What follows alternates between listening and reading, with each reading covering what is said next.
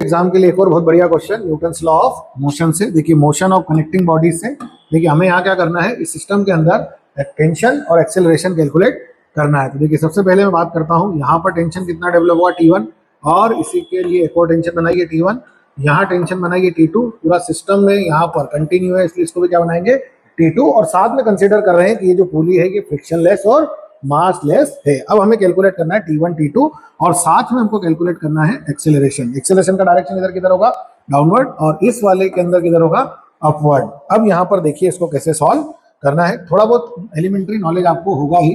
देखिए सबसे पहले वाले के लिए अगर मैं फ्री बॉडी डायग्राम बनाता हूँ तो ये क्या बनेगा M1G, और इस तरफ टेंशन क्या बनेगा T1, और ये एक्सेलरेशन डाउनवर्ड। यहाँ पर अगर इक्वेशन बनाते हैं तो M1G minus T1 net force along this direction is equal to, according to Newton कितना डेवलप हो सकता है, तो M1 into mass into acceleration. Equation number 1 तैयार।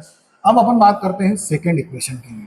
तो देखिए यहाँ पर क्या हो रहा है, M2G डाउनवर्ड, साथ में हमको मिल रहा है T1 भी तो मिलेगा, और यहाँ पर हमको मिलेगा T2। यहाँ पर क्या हो रहा है, एक्शन और रिएक्शन वाला सिस्टम बन रहा है। ये वाला आपने ऊपर बना दिया तो ये वाला आपको नीचे भी बनाना पड़ेगा। और एक्सेलरेशन का डायरेक्शन किधर है, नीचे की तरफ। So now net force along vertical कितना होगा, M1G plus T1 minus T2 is equal to कितना, net force according to Newton M2 into A. Maximum force कितना डेवलप हो सकता है, तो M2 इंटू ए। ये भी हमारे पास तैयार हो गई इक्वेशन नंबर 2। अब आते हैं अपन इक्वेशन नंबर 3 के ऊपर।